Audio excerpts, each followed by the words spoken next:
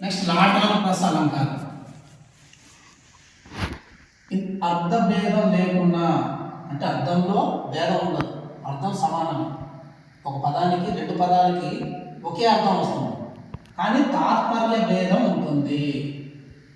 అలా ఉండి ఆ జంట పక్క పక్కనే రావాలి. అందులో జంట పక్క పక్కనే వస్తాయి, ఒకటో కండిషన్. రెండోది అర్థంలో భేదం ఉండదు, అంటే రెండు పదాలకు ఒకే అర్థం ఉంటుంది. మూడోది తాత్పర్యంలో మాత్రం అర్థం మారుతుంది, తాత్పర్యంలో మాత్రం అర్థం మారుతుంది. మూడు కండిషన్స్. ఒకటి పక్కపక్కనే రావటం, రెండోది అర్థం రెండింటికి ఒకే అర్థం ఉండటం, మూడో పాయింట్ తాత్పర్యంలో తాత్పర్య భేదం ఉంటుంది. అలా ఉంటే దాన్ని లాటానుప్రాస అలంకారం ఉంటుంది. ఉదాహరణకు మలయగిరి నుండి వచ్చే గాలి గాలి, ఒకటో పాయింట్ ఏంటి, పక్క పక్కనే రావాలన్నాడు, పక్క పక్కనే వచ్చాయి, ఒకటో పాయింట్.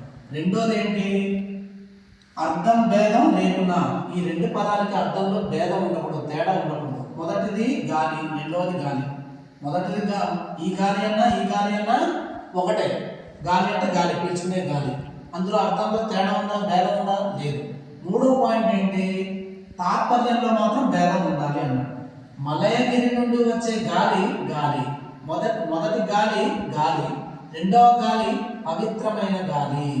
ఎక్కడి నుండి వచ్చే గాలి పవిత్రమైంది, ఈ మలయగిరి నుండి వచ్చేది మాత్రమే పవిత్రమైన గాలి, మిగతా ఏరియా నుండి వచ్చే గాలి పవిత్రమైనది కాదు అని దాని అర్థం. మొదటి గాలి అంటే గాలి, రెండవ గాలి అంటే పవిత్రమైన గాలి.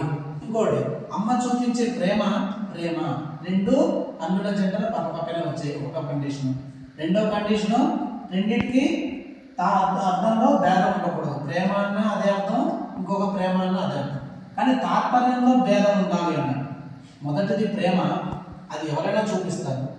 ఈ ప్రేమ పవిత్రమైన ప్రేమ, ఇంకా తల్లి చూపించినటువంటి ప్రేమ ఇంకెవరి లోకంలో చూపించలేదు, అది తల్లికే సొంతం అని చెప్పడాన్ని తల్లి ప్రేమ మాత్రమే పవిత్రమైనది అని చెప్పడం వల్ల తాత్పర్యంలో భేదం కలిగింది. కాబట్టి ఇది లాటానుప్రాస అలంకారం ఉంటుంది.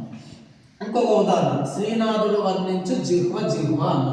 అంటే శ్రీనాథుడు అనేటువంటి వాడి కవి. జిహ్వ జిహ్వ, జిహ్వ అంటే నాలుక, అదే జిహ్వ అన్న నాలుకే.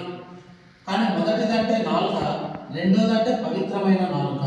ఎందుకు రెండోది పవిత్రమైన? శ్రీనాథుడు వర్ణించు జిహ్వ జిహ్వ అంటే శ్రీనాథుడు వర్ణిస్తేనే, శ్రీనాథుడు వర్ణించేటువంటి కవితల్ని ఏదైతే వర్ణిస్తుందో వాడి యొక్క జిహ్వ వాడి యొక్క నాలుక మాత్రమే పవిత్రమైన నాలుక.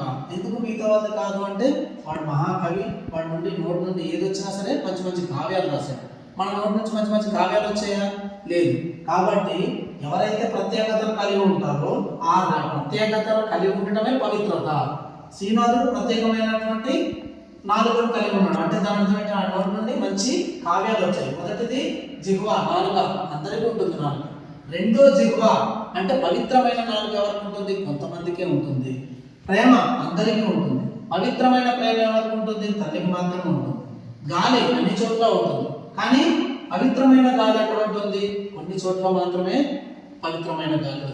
ఇలాగా మొదటిది సాధారణం, రెండోది అసాధారణం. అసాధారణం అంటే అది ఎక్కువ చోట్ల ఉండదు, యూనివర్సల్ అని అర్థం. అలా ఉంటే దాన్ని లాటానుప్రాస